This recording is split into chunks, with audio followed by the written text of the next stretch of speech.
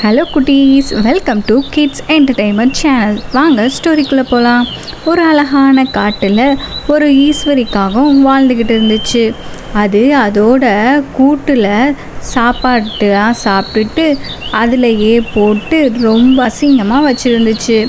இன்னொரு பக்கம் பார்த்தா ஒரு கீத்து குருவி அதோட கூட்டை அதோட வீடை அவ்வளோ அழகாகவும் சுத்தமாகவும் வச்சுருந்துச்சு. ஒரு நாள் அந்த காட்டில் பயங்கரமான புயல் மழைன்னு அடிச்சுக்கிட்டு இருந்துச்சு. அப்போது அந்த ஈஸ்வரிக்காகத்தோட வீடு ரொம்ப மோசமாக இருந்துச்சு இல்லையா? அப்போது அந்த மழை பெஞ்சதில் அந்த ஈஸ்வரிக்காகத்தோட வீடு சேஃபே இல்லாமல் இருந்தனால அந்த மழையில் அடிச்சிட்டு ஓடிருச்சு. அந்த ஈஸ்வரிக்காகவும் வெயில் காலத்திலேயே அதோட கூட்டை அழகாக பராமரிக்காமல் சுத்தமாக வச்சுக்கிறாம இருந்தனால தான் இந்த மழைக்கும் புயலுக்கும் அந்த வீடு தாங்காமல் விழுந்துருச்சு. ரொம்ப கஷ்டப்பட்டுக்கிட்டு இருந்துச்சு அந்த ஈஸ்வரிக்காகவும். அப்போது அந்த ஈஸ்வரிக்காகத்துக்கு ஒரு யோசனை வந்துச்சு. அந்த கீத்து குருவி வீடு பக்கத்தில் தானே இருக்கு, அதுக்கிட்ட போய் நம்ம ஹெல்ப் கேட்கலாம் அப்படின்னு சொல்லிட்டு அந்த ஈஸ்வரிக்காகவும் அந்த கீத்து குருவியோட வீட்டுக்கு போகுது. கீத்து கீத்து கதவை தர, எனக்கு ஒரு உதவி, தயவு செஞ்சு கதவை தர, எங்க அடிக்கிற மழையில ரொம்ப குளிருது அப்படின்னு அந்த ஈஸ்வரிக்காகவும் கத்துது. அப்போது அந்த கீத்து குருவி சொல்லுது, ஒரு நிமிஷம் வெயிட் பண்ணு, நான் ஒரு முக்கியமான வேலையில் இருக்கேன், சமைச்சு முடிச்சுட்டு வந்து கதவை திறக்கிறேன் அப்படின்னு சொல்லுது.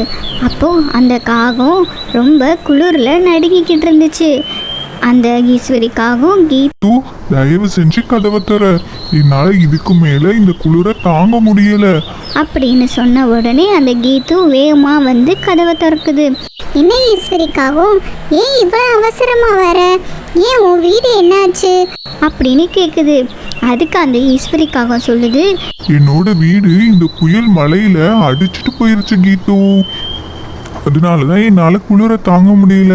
எனக்கு ஒரே ஒரு உதவி பண்ணு, இன்னைக்கு ஒரு ராத்திரி மட்டும் உன்னோட வீட்டில் நான் தங்கிக்கிறேன் அப்படின்னு அந்த ஈஸ்வரிக்காகவும் கீத்து குருவி கிட்ட சொல்லுது. அதுக்கு அந்த கீத்து குருவி சொல்லுது, ஈஸ்வரிக்காகவே நீ வெயில் காலத்தில் ரொம்ப அசால்ட்டாக இருந்துட்ட.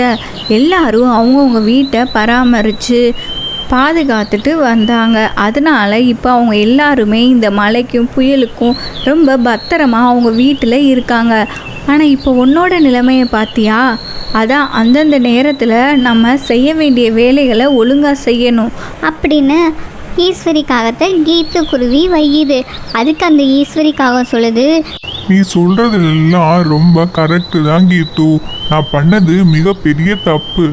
அடுத்த மழைக்குள்ள என்னோட வீட்டை நான் எப்படியாச்சும் சரி செஞ்சு சுத்தமாக வச்சுக்கிறேன் கீத்து, இன்னைக்கு ஒரு நாள் மட்டும் உன்னோட வீட்டில் என்ன தங்க வச்சுக்கோ அப்படின்னு சொல்லிட்டு அந்த ஈஸ்வரிக்காகத்தை உட்கார சொல்லிட்டு கீத்து குருவி, நான் போய் குளிச்சுட்டு வரேன், நீ அது வர இங்கே உட்காந்துரு அப்படின்னு சொல்லிட்டு அந்த கீத்து குருவி போகுது. அந்த நேரம் பார்த்து அந்த காகம் அந்த வீட்டில் நல்ல மனம் வருதே அப்படின்னு மோப்பம் பிடிக்குது. மோப்பம் பிடிச்சிக்கிட்டே அந்த அடுப்படி பக்கமாக போய் பார்க்குது. ஆஹா, இங்கே தான் நல்ல மனம் வருது, என்னவா இருக்கும் அப்படின்னு திறந்து பார்க்குது.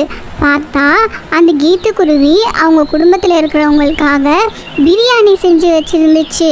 ஆனால் அந்த ஈஸ்வரிக்காகவும் கீத்து குருவிட்ட கேட்காமலேயே அங்கே இருக்க பிரியாணி எல்லாத்தையும் சாப்பிட ஆரம்பிச்சிருச்சு.